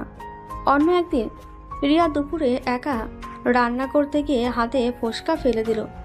যন্ত্রণায় সে কাঁদতে শুরু করলো। তখন পাশের বাড়ির একটি কিশোরী মেয়ে, যার নাম মিনা, ছুটে এলো। ভাবি, কি হয়েছে? হাত পুড়ে গেছে? কেন এসেছিস তুই? দূর হ, তোর মতো ছোট লোকের স্পর্শ আমার লাগবে না। মিনা একটুও না কেঁদে ঘর থেকে দ্রুত ঠান্ডা জল আর কাঁচা হলুদ নিয়ে এলো। সে জোর করে রিয়ার হাতে হলুদের প্রলেপ লাগিয়ে দিল। এই নাও, হলুদ দিলে জ্বালা কমে যাবে। তুমি রাগ করছো কেন? আমরা তো তোমার ক্ষতি চাই না। তুমি একা একা রান্না করতে পারো না, বলনি কেন? মিনার এই সেবা এবং ভালোবাসা দেখে রিয়া নিজেকে আরও বেশি অপরাধী মনে করল। গ্রামের এই মানুষগুলো, যাদের সে ছোট লোক বলে ঘৃণা করত, আজ তারা তার চরম খারাপ ব্যবহারও ভালোবাসায় ফিরিয়ে দিচ্ছে। সন্ধ্যার পর আসিফ দোকান থেকে ফিরলে রিয়া লক্ষ্য করল গ্রামের অনেকেই তাদের বাড়িতে কিছু সবজি, ডিম বা ফল দিয়ে যাচ্ছে। আসিফকে ফিসফিস করে, এরা কারা? এরা কেন দিচ্ছে এসব? এরা গ্রামের মানুষ। আমি ছোট দোকানটা শুরু করেছি তো, তাই আশীর্বাদ করছি। আর আমি ওদের বাড়িতে কাজ করতাম, তাই ওরা ভালোবাসে। কিন্তু আমি তো এদের সাথে খুব বাজে ব্যবহার করেছি। এরা আপনার মতো নয়। এদের কাছে টাকা বা অহংকার বড় নয়, সম্পর্ক আর মানবতা বড়। এদের মনে কোনো বিদ্বেষ নেই। আপনার বাবার অহংকার আপনাকে যতটা কষ্ট দিয়েছে, এদের সরলতা ততটাই শান্তি এনে দিতে পারে। রিয়া এবার চুপ করে গেল। গ্রামের মানুষের এই নিঃস্বার্থ ভালোবাসা তার কঠিন হৃদয়ের বরফ গলাতে শুরু করলো। সে বুঝতে পারল ছোট লোক সে নয়, বরং তার অহংকারিতাকে ছোট করে রেখেছিল। গ্রামে এসে আসিফ তার নতুন জীবন শুরু করলো। রায়হান সাহেব যে সামান্য দোকানটি করে দিয়েছিলেন, তাতে বিশেষ আয় হচ্ছিল না। কিন্তু রিয়াকে তো সাধারণ শাক ভাত ছাড়া ভালো কিছু দেওয়া যাচ্ছিল না। রিয়া তখনও পুরোপুরি মানিয়ে নিতে পারেনি। রিয়া যতই অহংকার করুক, ও তো অভ্যস্ত নয় এই কষ্টে। শহরের মেয়ে ভালো কিছু খাবার না পেলে অসুস্থ হয়ে পড়বে। একদিন সকালে আসিফ তার দোকান বন্ধ রাখল। সে সোজা গ্রামের মাঠে চলে গেল। গ্রামের মানুষেরা তাকে দেখে অবাক হলো। আসিফ একজন দিনমজুরের সাথে কথা বলে তার জমিতে সারাদিনের জন্য কাজ শুরু করলো। কাঠফাটা রোদে কোদাল চালাতে গিয়ে আসিফের শরীর দিয়ে দরদর করে ঘাম ঝরতে লাগলো। তার শহরের বাবুগিরির সামান্য ছাপটুকু মুছে গেল কঠোর পরিশ্রমে। সারা দিনের অক্লান্ত পরিশ্রমে তার পিঠ হাত ব্যথা হয়ে গেল। সন্ধ্যা নামার আগেই সে তার মজুরি পেল, সামান্য কিছু টাকা। সেই টাকা হাতে নিয়ে আসিফ সোজা বাজারে গেল। সে বাজারে সব থেকে ভালো জিনিসগুলো খুঁজল। রিয়া শাক ভাত খেতে পারেনি, তাই সে ভালো দেখে কিছু মাছ আর একজোড়া ভালো মুরগি কিনল। এরপর সে রিয়াকে পরার জন্য একটি নতুন কিন্তু সাধারণ সুতির শাড়ি কিনল। শাড়িটা দেখে তার মনে পড়ল রিয়া সবসময় দামি লেহেঙ্গা বা ডিজাইনার ড্রেস পরত, তবুও তার সাধ্যমতো এটাই সেরা। আসিফ যখন বাড়ি ফিরল তখন তার শরীর ক্লান্তিতে ভেঙে পড়েছিল। তার জামাকাপড় কাদা আর ঘামে ভেজা, হাতে মাছ, মুরগি আর শাড়ির প্যাকেট। অবাক হয়ে, তুমি কোথায় গিয়েছিলে সারাদিন? আর তোমার এই অবস্থা কেন? দোকানে তো তেমন বিক্রি নেই, তাই ভাবলাম যদি দিন মজুরের কাজ করে কিছু টাকা আসে। দিনমজুর তুমি, কিন্তু কেন? তোমার শরীর খারাপ করবে তো। হাতে থাকা জিনিসগুলো এগিয়ে দিয়ে এটা তোমার জন্য। তুমি ভালো কিছু খেতে পারছিলে না, আর তোমার শাড়িও কাদায় নষ্ট হয়ে গেছে, তাই একটা শাড়ি কিনলাম। রিয়া মাছ আর মুরগি দেখেও ততটা অবাক হলো না যতটা হলো শাড়ির প্যাকেট আর আসিফের বিধ্বস্ত চেহারা দেখে। আসিফ তার জন্য সারাদিন মাঠে কাজ করেছে, যে রিয়া তাকে চোরলোক বলে ঘৃণা করত। আজ সে আসিফ তার ভালো থাকার জন্য নিজের শরীরকে কষ্ট দিচ্ছে। রিয়ার চোখে জল এসে গেল। সেই জল অহংকার বা অপমানের জন্য নয়, বরং অনুশোচনা আর নতুন উপলব্ধির। আমার জন্য এত কষ্ট করার কি দরকার ছিল? তুমি তো আমার প্রতি রাগ দেখাতে পারতে। রাগ দেখিয়ে কি হবে রিয়া? আপনি আমার স্ত্রী, আপনার কষ্ট হচ্ছে সেটা আমি সহ্য করতে পারি না। আমি তো শুধু একজন মানুষ, আর আপনি আমার কাছে আপনার অহংকার নয়, আপনি সব। রিয়া এবার আর কোনো বাজে কথা বলতে পারল না। সে নিচু হয়ে আসিফের হাত থেকে জিনিসগুলো নিল। তার মনে হলো আসিফের ঘামে ভেজা শরীর আর কাদামাখা পোশাকের ভেতরেই যেন সত্যিকারের মানবতা লুকিয়ে আছে। সেই রাতে রিয়া সেই নতুন শাড়িটা পরে আসিফের রান্না খাবার রান্না করলো। প্রথমবার তাদের রান্নাঘরে ভালোবাসার গন্ধ ছড়ালো। দিন যেতে থাকলো। রিয়া দেখলো আসিফ প্রতিদিন তার জন্য অক্লান্ত পরিশ্রম করছে, কখনো দোকানে কখনো মাঠে দিনমজুরের কাজ করে। সে যেটুকু উপার্জন করে তার বেশিরভাগটাই রিয়ার স্বাচ্ছন্দ্যের জন্য খরচ করে। রিয়াকে ভালো খাবার এনে দেওয়া, ঘরের খুঁটিনাটি জিনিস ঠিক করা, সবই করত সে হাসি মুখে, কোনো অভিযোগ ছাড়াই। রিয়ার কঠিন হৃদয়ে জমতে থাকা বরফের স্তর এবার গলতে শুরু করলো। সে দেখল গ্রামের সাধারণ মানুষগুলো যাদের সে ঘৃণা করত, তারা কতটা নিঃস্বার্থ আর মানবিক। অন্যদিকে আসিফ, যাকে সে ছোট লোক চাকর বলে অপমান করত, সে তার জন্য নিজের আরাম আয়েশ সব ত্যাগ করেছে। একদিন সকালে রিয়া নিজেই কুয়োর জল তুলতে গেল। এবার সে সাবধানে হিল ছাড়া খালি পায়ে গেল। জল তুলতে কষ্ট হলো, সে ধীরে ধীরে কাজটা শিখে নিল। শশী মাসি দূর থেকে হাসি মুখে তাকে উৎসাহ দিলেন। আমি এতদিন কি ছিলাম? একটা অহংকারী অন্ধ মানুষ। রাতে যখন আসিফ ক্লান্ত শরীর নিয়ে ফিরত, রিয়া তখন আর শুয়ে থাকতো না। সে নিজেই রান্না করে তার জন্য খাবার সাজিয়ে দিত। এক সন্ধ্যায় আসিফ যখন মেঝেতে শুতে যাচ্ছিল, রিয়া তাকে ডাকলো ধীরে, প্রায় ফিসফিস করে। তুমি কেন মেঝেতে শোবে? তোমার শরীর খারাপ করবে, তুমি খাটে এসো। আমি জানি এই বিয়ে আমরা কেউ চাইনি, কিন্তু এখন তো আমরা স্বামী স্ত্রী, আর তুমি সারাদিন এত কষ্ট করো, তোমার একটু আরাম দরকার। আসিফ খাটে এলো, কিন্তু তাদের মাঝে তখনও দূরত্ব ছিল। তবে এই দূরত্ব ছিল সম্মানের, ঘৃণার নয়। একদিন রিয়া আসিফের জন্য রাতের খাবার বানাচ্ছিল। আসিফ ঘরে ঢুকে দেখল রিয়া রান্নার সময় হাতে সামান্য আঘাত পেয়েছে। কি হয়েছে রিয়া? সাবধানে কাজ করতে পারো না? আসিফের কণ্ঠে ছিল উদ্বেগ, যা রিয়া আগে কখনো শোনেনি। আসিফ নিজেই তার হাতে যত্ন করে ওষুধ লাগিয়ে দিল। আসিফের মুখের দিকে তাকিয়ে তার চোখে কৃতজ্ঞতা। আমার জন্য এত চিন্তা করো কেন? আমি তো তোমার সাথে কত খারাপ ব্যবহার করেছি। আপনি আমার স্ত্রী, আমি আপনাকে ঘৃণা করি না রিয়া। আমি শুধু আপনার অহংকারকে ঘৃণা করতাম। এখন সেই অহংকার ভাঙছে। আপনি যখন প্রথমবার কাদার মধ্যে পড়েছিলেন, আমি হেসেছিলাম, কারণ আপনার অহংকার মাটির সাথে মিশে গিয়েছিল। কিন্তু এখন আমি খুশি, কারণ আপনি মানুষ হচ্ছেন।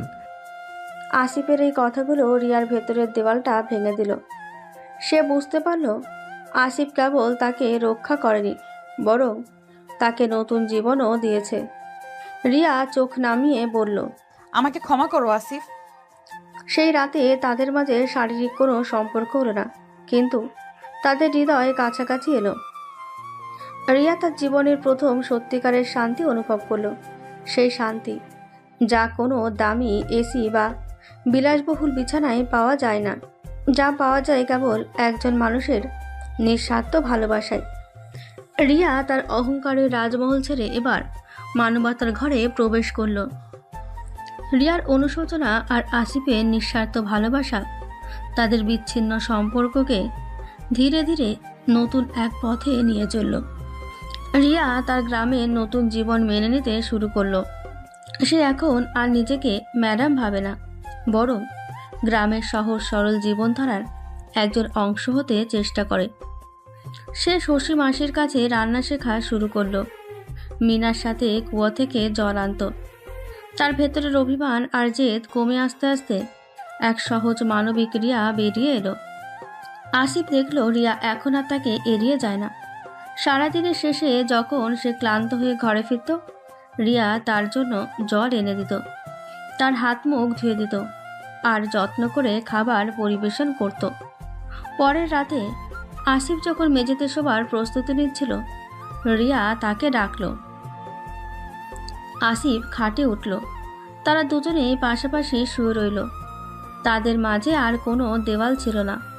তাদের চোখ কথা বলল, যা ভাষা দিয়ে প্রকাশ করা যায় না। তোমার কষ্ট হচ্ছে না তো? না, তোমার কাছে এলে আমার শান্তি লাগে। মনে হয় তুমি একমাত্র মানুষ যে আমাকে সত্যিই রক্ষা করেছো আর আমার এই নতুন জীবনে আমাকে সাহস জুগিয়েছো। আমি ভুলে গেছি শহরের জীবন, আমি ভুলে গেছি আমার অহংকার। এখন শুধু মনে হয় তুমিই আমার সবকিছু। রিয়া ধীরে ধীরে আসিফের কাঁধে মাথা রাখল। আসিফও দ্বিধা না করে তার হাত দিয়ে রিয়াকে কাছে টেনে নিল। এই প্রথম তারা একে অপরের সান্নিধ্য অনুভব করল। তাদের সম্পর্ক এখন আর রায়হান সাহেবের দেওয়া কোনো চুক্তি নয়, বরং একে অপরের প্রতি গভীর নীরবতা আর ভালোবাসার বন্ধন। রিয়া, আমি তোমাকে ভালোবাসি আসিফ, আমাকে ক্ষমা করো। আমি তোমাকে অনেক কষ্ট দিয়েছি। আমি চাই তুমি আমাকে তোমার স্ত্রী হিসেবে গ্রহণ করো। আসিফের চোখ জলে ভরে গেল। যে মেয়ে তাকে সারা জীবন ঘৃণা করেছে, আজ সে তার বুকে আশ্রয় চাইছে। তার ভালোবাসার কাছে রিয়ার সব অহংকার পরাজিত হলো। আসিফ রিয়াকে আলতো করে নিজের আরো কাছে টেনে নিল। আমিও তোমাকে ভালোবাসি রিয়া। সব ভুলে গিয়ে আজ থেকে আমরা নতুন জীবন শুরু করব। সেই বাসর রাতে তাদের শরীরের সাথে হৃদয়ের মিলন হলো। সেই রাতে রিয়া আর আসিফের সম্পর্ক এক নতুন গভীরতা পেল। তাদের প্রেম যা শুরু হয়েছিল ঘৃণা আর অভিশাপ দিয়ে, তা এখন বিশ্বাস আর ভালোবাসার এক মজবুত ভিত্তি পেল। তাদের হৃদয় যখন এক হলো, তখন আর কোনো দূরত্ব রইল না। বাসর ঘরটি তাদের জন্য ছিল না, কিন্তু সেই ছোট্ট মাটির ঘরটি তাদের ভালোবাসার মন্দির হয়ে উঠল। রিয়া যে একসময় এই ঘরকে নরক মনে করত, আজ সেই ঘরের উষ্ণতায় নিজেকে খুঁজে পেল। আসিফ তার ভালোবাসার হাত দিয়ে রিয়ার ভেজা চুলগুলো আলতো করে সরালো। তার চোখে ছিল শ্রদ্ধা আর গভীর মমতা। রিয়া প্রথমবার দেখল আসিফের চোখে কোনো লালসা নেই, আছে শুধু বিশুদ্ধ ভালোবাসা। আমি তোমার কাছে ঋণী আসিফ। তুমি আমাকে কেবল বাঁচাওনি, আমাকে ভালোবাসতে শিখিয়েছো। আমি আজ তোমার স্ত্রী। আসিফ তার কপাল রিয়ার কপালে ছোঁয়ালো। তাদের নিঃশ্বাসের উষ্ণতা এক হলো। রিয়া দ্বিধা ভুলে গিয়ে নিজেকে সম্পূর্ণরূপে আসিফের কাছে সমর্পণ করলো। তাদের শারীরিক মিলন হলো, যা ছিল ভালোবাসা, বিশ্বাস আর ত্যাগের এক পবিত্র বন্ধন। সেখানে কোনো অহংকার ছিল না, ছিল না কোনো ঘৃণা, ছিল কেবল দুটি মানুষের আত্মার মিলন। রিয়া প্রথমবার বুঝতে পারল শারীরিক সান্নিধ্য কতটা পবিত্র হতে পারে যখন সেখানে থাকে সত্যিকারের ভালোবাসা। সে অনুভব করলো তার সারা জীবনের বিলাসবহুল জীবন নয়, বরং এই দরিদ্র ঘরের ভালোবাসাটাই তার সবচেয়ে বড় সম্পদ। আসিফ যে একসময় ছিল চাকর, সে আজ তার রাজকুমারী স্ত্রীকে পেল শুধু ভালোবাসা আর সম্মান দিয়ে। সকালের আলো যখন মাটির ঘরের জানলা দিয়ে ভেতরে এলো, রিয়া তখনও আসিফের বুকে মাথা রেখে শুয়েছিল। তার মুখে ছিল এক গভীর শান্তি। সেই রাতে তাদের সম্পর্ক পূর্ণতা পেল, আর তাদের নতুন জীবন শুরু হলো এক মজবুত ভালোবাসার ভিত্তিতে। বাসর রাতের পর সকালে রিয়া যখন আসিফের বুকে জেগে উঠল, তখন তার মুখে ছিল এক গভীর পরিতৃপ্তি আর ভালোবাসা। আসিফ তখনও ঘুমিয়েছিল। রিয়া আলতো করে আসিফের কপালে চুমু খেল। শুভ সকাল আমার জীবন। আসিফ চোখ খুলল। তার চোখে তখন ভোরের আলো। সে রিয়াকে দেখল। তার চোখে আর সেই অহংকার নেই, আছে শুধু স্নিগ্ধতা। শুভ সকালে রিয়া, এখন আমার সকালটা সত্যি শুভ। তুমি কি করে পারলে আসিফ? আমি তোমাকে এত অপমান করলাম, এত ঘৃণা করলাম, আর তুমি শুধু আমাকে ভালোবেসেই গেলে। তোমার ভিতরের মানুষটাকে আমি প্রথম থেকেই দেখতে পেয়েছিলাম রিয়া। তোমার অহংকারটা ছিল একটা মুখোশ। আমি জানতাম একদিন এই মুখোশটা ভাঙবেই। আমি তো শুধু অপেক্ষা করেছিলাম। আর শোনো, কি? আমার কাছে তোমার ওই রাজমহলের এসি ঘর, দামি গাড়ি আর গয়না কিছুই ছিল না। আমার কাছে ছিল শুধু এই মাটি আর এই ভালোবাসা। তুমি সেই রাজমহল ছেড়ে এই মাটির ঘরে আসতে পেরেছো, এটাই আমার সবচেয়ে বড় পাওয়া।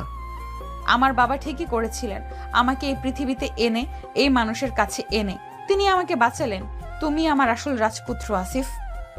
আলতো করে রিয়ার চিবুক তুলে ধরে, তুমি আমার রানী, যে রানী অহংকারকে ত্যাগ করে ভালোবাসা বেছে নিয়েছে। আর শোনো, এখন থেকে আর কোনো কষ্ট বা চিন্তা নয়। তুমি আমার পাশে থাকলে আমি এই গ্রামে আরেকটা নতুন রাজত্ব গড়ব, যেখানে তুমি রাজা আর আমি তোমার একমাত্র দাসী, শুধু ভালোবাসার দাসী। না রানী, তুমি হবে আমার হৃদয় রানী। চল, আজ থেকে আমরা এই মাটির ঘরটাকে ভালোবাসার স্বর্গ বানাই। রিয়া আর আসিফ একে অপরের চোখে নতুন জীবনের অঙ্গীকার দেখল। তাদের ভালোবাসা আর বিশ্বাসের বাঁধন এখন জীবনের সব বাধা পার করার জন্য যথেষ্ট। তাদের ভালোবাসার পর রিয়া আর আসিফের জীবনে এক নতুন ছন্দ এলো। রিয়া এখন আর ঘরে বসে থাকে না, সে পুরোপুরি বদলে গেছে। সে বুঝতে পেরেছে তার স্বামীর পরিশ্রমের মূল্য কতটা। তুমি এত কষ্ট করে মাঠে কাজ করো আর আমি শুধু ঘরে বসে থাকবো? না, তা হবে না। আমি তোমার দোকানটা সামলাবো। তুমি দোকান সামলাবে? তুমি তো কোনোদিন কোনো কাজ করনি। আমি শিখবো। আমি তখন তোমার স্ত্রী, তোমার সঙ্গী। শহরের কলেজে ডিগ্রি কাজে না লাগুক, তোমার ভালোবাসা তো কাজে লাগাতে পারি। এরপর থেকে শুরু হলো রিয়া ও আসিফের নতুন সংগ্রাম। আসিফ সকালে মাঠে দিনমজুরের কাজ করতে যেত, কারণ দোকানের সামান্য আয়ের সংসার চালানো কঠিন ছিল। আর রিয়া তার স্বামীর সেই ছোট্ট দোকানটি সামলাতে লাগলো। প্রথম দিকে রিয়াকে অনেক ঝামেলা পোয়াতে হলো। গ্রামের মানুষের সাথে দরদাম করা, হিসেব রাখা, এসব তার জন্য কঠিন ছিল। কিন্তু তার আন্তরিকতা ও মিষ্টি ব্যবহার ধীরে ধীরে গ্রামের মানুষের মন জয় করে নিল। রিয়া এখন হাসি মুখে শশী মাসির কাছে চাল ডাল বিক্রি করে, মিনার সাথে গল্প করে। তার দোকানে এখন ভিড় লেগেই থাকে। তার সততা আর যত্নশীল ব্যবহারে দোকানটি অল্প সময়ে লাভজনক হয়ে উঠল। আসিফ যখন দিনের শেষে কাদা মেখে ক্লান্ত হয়ে ফিরত, রিয়া তখন দোকান বন্ধ করে তার জন্য খাবার তৈরি করত। তুমি দোকানটা না সামলালে কি হতো? আমার কষ্ট কমেছে আর আয়ও বেড়েছে। তুমি চিন্তা করো না, আর তোমার এত কষ্ট করে মাঠে যেতে হবে না। এবার শুধু দোকানেই মন দাও, আমি তোমার পাশে আছি। প্রায় বছর খানেক পর একদিন দুপুরে গ্রামের কাঁচা রাস্তায় একটা দামি গাড়ি এসে থামল। গাড়ি থেকে নামলেন রায়হান সাহেব। তিনি নিঃশব্দে রিয়া ও আসিফের বাড়ির দিকে এগিয়ে গেলেন। রায়হান সাহেব দেখলেন রিয়া হাসি মুখে দোকানে বসে গ্রামের মহিলাদের সাথে গল্প করছে, সাবধানে হিসেব করছে। তার পরনে দামি পোশাক নেই, সাধারণ শাড়ি, পায়ে হিল নেই, স্লিপার। কিন্তু তার মুখে যে উজ্জ্বলতা, তা আগে কখনো ছিল না। হঠাৎ রায়হান সাহেবকে দেখে চমকে উঠল। বাবা, আপনি? রিয়া দ্রুত উঠে গিয়ে রায়হান সাহেবের পায়ে হাত দিয়ে প্রণাম করল। তার চোখে কোনো অহংকার বা ভয় ছিল না, ছিল শুধু বিনয়। রিয়া, তোকে দেখে চিনতে পারছি না। সাহেব? আসিফের পিঠ চাপড়ে, আর সাহেব নয় জামাই, তুমি আমার মেয়েকে শুধু বাঁচাওনি, তুমি তাকে জীবন দিয়েছো। আমি তো ভেবেছিলাম সে তো এই কষ্ট সহ্য করতে পারবে না, কিন্তু রায়হান সাহেব রিয়াকে জড়িয়ে ধরলেন। তার চোখে তখন আনন্দাশ্রু। তুই সত্যিই বদলে গেছিস মা। তোর চোখ দেখে আমি বুঝতে পারছি তোর ভেতরের অহংকারটা আজ পুরোপুরি মরে গেছে। তুই একজন প্রকৃত মানুষ হয়েছিস মারে, প্রকৃত মানুষ। তোর হাসিতে আজ যে শান্তি, তা আমার টাকা দিয়ে কেনা যায় না। আপনার জন্যই আজ আমার নতুন জীবন বাবা। আপনি যেদিন আমাকে শাস্তি না দিলে, আপনি সেদিন আমাকে শাস্তি না দিলে আমি বুঝতেই পারতাম না ভালোবাসা আর মানবতা কি জিনিস। রায়হান সাহেব দেখলেন আসিফ আর রিয়া এখন সত্যিকারের সুখী দম্পতি।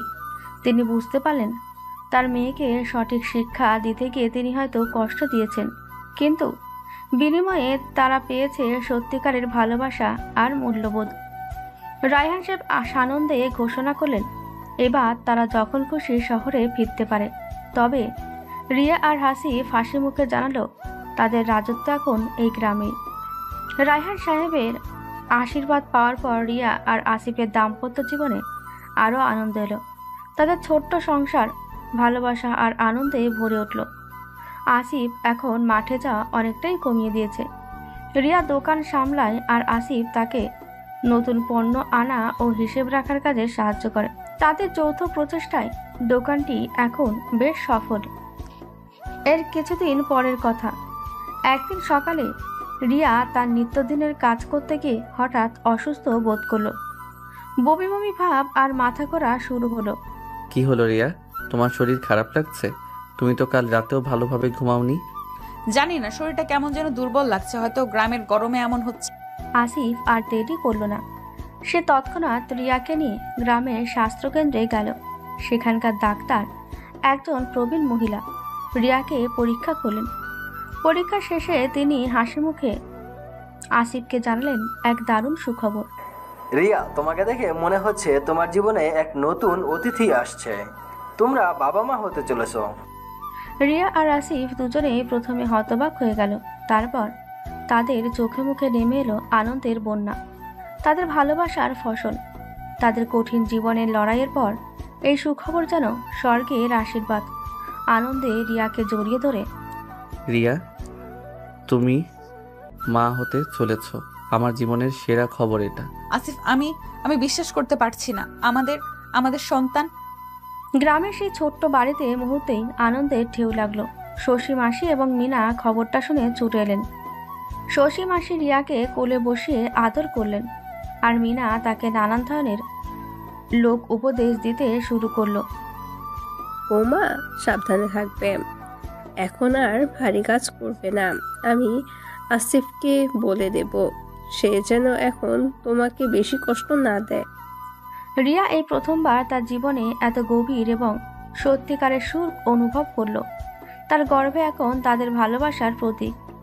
যে রিয়া একদিন তার গর্ভের সন্তানের বাবাকে ছোটলোক বলে ঘৃণা করত, আজ সেই রিয়া গর্বিতভাবে সেই স্বামীর সন্তানের জননী হতে চলেছে। সন্ধ্যায় আসিফ রায়হান সাহেবকে ফোন করে খবরটা জানাতেই রায়হান সাহেব আনন্দে কেঁদে ফেললেন। তিনি তৎক্ষণাৎ তাদের কাছে আসার জন্য রওনা হলেন। এবার আর শাস্তি দিতে নয়, তার মেয়ে আর জামাইকে অভিনন্দন জানাতে। তাদের ভালোবাসার রাজত্ব এখন পূর্ণতার পথে। রিয়া অন্তঃসত্ত্বা হওয়ার খবরটা তাদের জীবনে এক নতুন দিগন্ত খুলে দিল। রায়হান সাহেব তড়িঘড়ি গ্রামে এলেন। তার চোখে এখন শুধু আনন্দ আর গর্ব। তিনি রিয়াকে শহরে ফিরিয়ে নিয়ে যেতে চাইলেন উন্নত চিকিৎসার জন্য, কিন্তু রিয়া রাজি হলো না। বাবার হাত ধরে, বাবা, আমি এখানে ভালো আছি। এখানে সবাই আমাকে এত ভালোবাসে, এত যত্ন করে, যা শহরে কোনো দামি হাসপাতালেও পেতাম না। আমার সন্তান এই মাটির গন্ধেই বড় হবে। রায়হান সাহেব তার মেয়ের কথায় মাথা নত করলেন। তিনি বুঝলেন তার মেয়ে এখন সত্যিই সুখী। তিনি গ্রামে কিছু টাকা দান করলেন, আসিফের দোকানটিকে আরও বড় করে দিলেন, আর রিয়াও অনাগত সন্তানের জন্য সব ধরনের সুবিধা নিশ্চিত করলেন। সন্ধ্যার পর রিয়াকে জড়িয়ে ধরে, তুমি আজ আমার জন্য এত কিছু ত্যাগ করলে আমি তোমাকে ভালোবাসার প্রতিদান দিতে পারবো না। তুমি তো আমাকে সব দিয়েছো আসিফ। তুমি আমাকে অহংকারের দাসী থেকে ভালোবাসার রানী বানিয়েছো। আমাদের এই সন্তান হবে আমাদের ভালোবাসার প্রতীক। এর কোনো রাজমহল লাগবে না, এর বাবা আর মায়ের ভালোবাসাই হবে এর রাজত্ব। দেখতে দেখতে 9 মাস কেটে গেল। রিয়া গ্রামের মানুষদের আদরে আর যত্নে হাসি খুশি রইল। আসিফ এই সময়টাতে এক মুহূর্তের জন্য তাকে চোখের আড়াল করেনি। তার চোখে সবসময় ছিল রিয়া আর অনাগত সন্তানের প্রতি গভীর যত্ন। একদিন রাতে রিয়ার প্রসব বেদনা শুরু হলো। গ্রামের শশীমাস এবং অন্যান্য মহিলারা ছুটে এলেন। স্বাস্থ্যকেন্দ্রের ডাক্তাররাও এলেন। কঠিন প্রসব যন্ত্রণার পর রিয়া জন্ম দিল এক ফুটফুটে পুত্র সন্তানের। নবজাতকের কান্না যখন সে ছোট্ট মাটির ঘরে প্রতিধ্বনিত হলো, তখন আসিফের চোখ জলে ভরে গেল। সে তার সদ্যজাত সন্তানকে হাতে তুলে নিল। তার চোখে ছিল এক অপার্থিব তৃপ্তি। রিয়া তখন হাসি মুখে তার স্বামীর দিকে তাকালো। রিয়ার কপালে চুমু দিয়ে পারবো না। ধন্যবাদ রিয়া, সব কিছুর জন্য ধন্যবাদ। এ তো আমাদের ভালোবাসার জয় আসিফ। রায়হান সাহেব যখন গ্রামে এসে তার নাতিকে দেখলেন তখন তিনি আবেগাপ্লুত হয়ে পড়লেন। তিনি তার জামাই আর মেয়েকে নিয়ে গর্বিত হলেন। রিয়া আর আসিফ সিদ্ধান্ত নিল তাদের সন্তানের নাম হবে অর্ণব, যার অর্থ সমুদ্র। যেন তার জীবনটা হয় ভালোবাসার মতো বিশাল আর গভীর। যে কাহিনী শুরু হয়েছিল তীব্র ঘৃণা, অহংকার আর অভিশাপ দিয়ে, সেই কাহিনী শেষ হলো নিঃস্বার্থ ভালোবাসা, ত্যাগ আর মানবতা দিয়ে।